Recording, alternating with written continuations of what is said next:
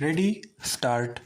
Even if the respondent had continued in the same department, it would not have been possible for him to take the custody of the documents as he would no longer be in charge of the office full stop.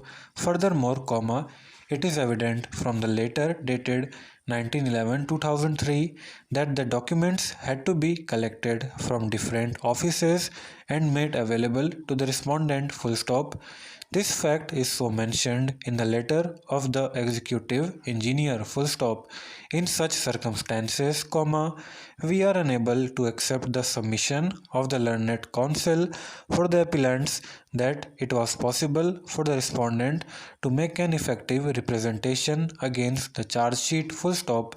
The last payment of the tender has been paid by the then executive engineer Shri Akash Deep Sonkar, and accordingly payment of rupees 19,000 was to be paid by the check full stop. Thereafter you have made this payment through check full stop. At page 138 of the cash book part 73, entry number illegible has been made full stop. You have deliberately made aforesaid entry in order to cause loss to the government and had made the payment twice through voucher number 142 for the amount 1,93,000, which has been changed to 1,34,000. Therefore, the payment of rupees 59,000, which has already been made, shown to be not paid in the aforesaid entry full stop. In this manner, you have deliberately caused loss to the government by the fraudulent act, conspiring for the same, and had recovered rupees 59,000 from the contractor through voucher number 141, reason for which has been mentioned that rupees 59,000 has been deducted due to excess payment made for the work at Salon, Jagatpur Road through voucher number 142 full stop. Nowhere in voucher number 142 dated it is mentioned that due to what reason deduction has been made after the issuing of check regarding the amount to be paid, which shows bad intention on your part full stop. You have made wrong entries regarding deduction mentioned in the voucher amount, which is provided to be violation of Financial Handbook Section 5, Part 1, Para 4D and 83, full stop. Voucher number 141 proves that the Divisional Account Officer has issued the check regarding the aforesaid payment passed by the Assistant Engineer full stop. At the time of issuing check, deduction of rupees 59,000 from the amount to be paid makes your conduct suspicious and you are found responsible for the misconduct in this regard full stop. Therefore, you are found guilty of misconduct according to Para 3 UP Government Servant Conduct Rules 1956 full stop.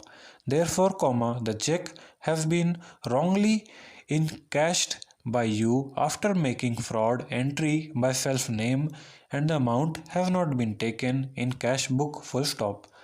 The firm has alleged that you had received payment after committing fraud. Therefore, you are found guilty and misconduct regarding the misappropriation of amount of rupees 1,29,000 after committing fraud on the documents and violating the financial rules full stop.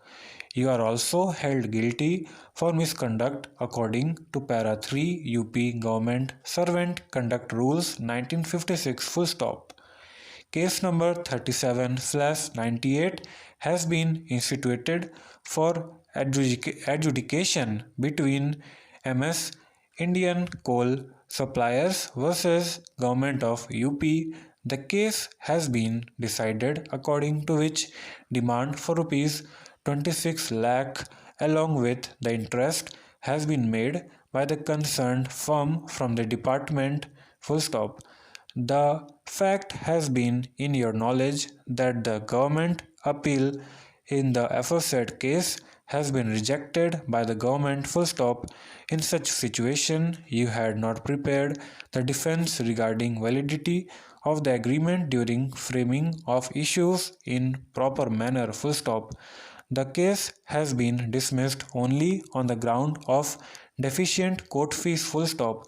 You have deliberately appointed special advocate without permission of government, had not paid court fees and had colluded with MS Indian coal suppliers to cause loss of rupees 26 lakh to the government by presenting weak case before the court in order to cause benefit to the contractor full stop.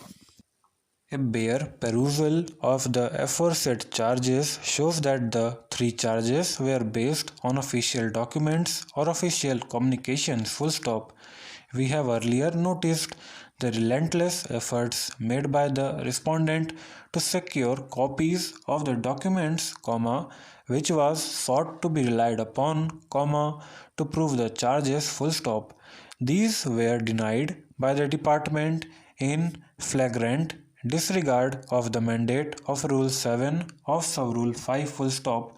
Therefore, the inquiry proceedings are clearly vitiated, having been held in breach of the mandatory Sub-Rule 5 of Rule 7 of the 1999 rules full stop. The first inquiry report is vitiated also on the ground that the inquiry officers failed to fix any date for the appearance of the respondent to answer the charges full stop. In such a case, the inquiry officer shall record the statement of witnesses mentioned above full stop.